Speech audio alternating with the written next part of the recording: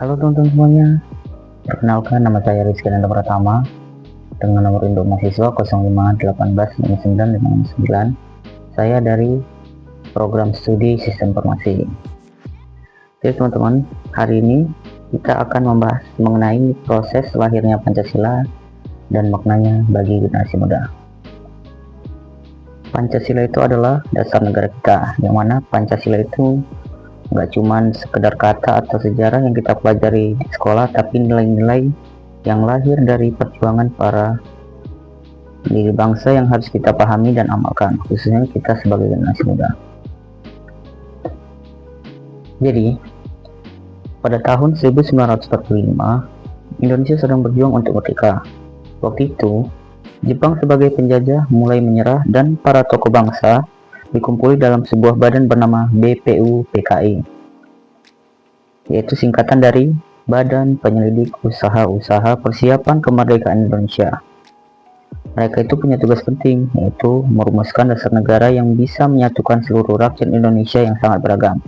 Nah, pada tanggal 1 Juni 1945, Soekarno memberikan pidato yang sangat bersejarah. Dia mengusulkan 5 prinsip penting yang disebut Pancasila. Jadi 5 sila itu adalah ketuhanan yang Maha Esa, kemanusiaan yang adil dan beradab, persatuan Indonesia, kerakyatan yang dipimpin oleh hikmat kebijaksanaan dalam permusyawaratan perwakilan, dan keadilan sosial bagi seluruh rakyat Indonesia. Pancasila ini jadi fondasi kuat yang menyatukan seluruh keberagaman suku, agama, dan budaya Indonesia. Setelah itu, ada Piagam Jakarta yang juga ikut merumuskan dasar negara. Tapi isinya disesuaikan supaya nggak memecah belah bangsa. Akhirnya, Pancasila resmi jadi dasar negara dalam Undang-Undang Dasar 1945. Dari sini kita bisa lihat gimana proses lahirnya Pancasila itu penuh musyawarah, gotong royong, dan menghargai perbedaan. Pelajaran besar dari proses ini adalah pentingnya kerjasama dan musyawarah dalam menyelesaikan masalah. Kalau para pendiri negara aja bisa duduk bareng dan saling menghargai, kenapa kita nggak bisa melakukannya kan? Apalagi di zaman sekarang yang penuh dengan tantangan sosial dan digital.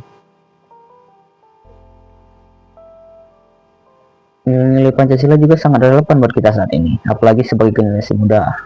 Misalnya, nilai toleransi yang terkandung dalam ketuhanan yang Maha Esa, mengingatkan kita untuk saling menghormati perbedaan agama dan juga kepercayaan. Nilai persatuan mengajarkan supaya kita tetap bersatu meski berbeda latar belakang. Nilai demokrasi dari sila kerakyatan mengingatkan kita pentingnya musyawarah dan menghargai suara bersama. Tapi, kita juga nggak bisa tutup mata dengan tantangan era sekarang, seperti maraknya intoleransi, hoax, dan perpecahan yang datang dari media sosial.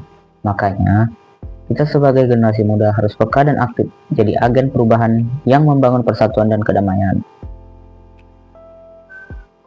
Nah, bagaimana sih supaya kita bisa mengamalkan nilai-nilai Pancasila?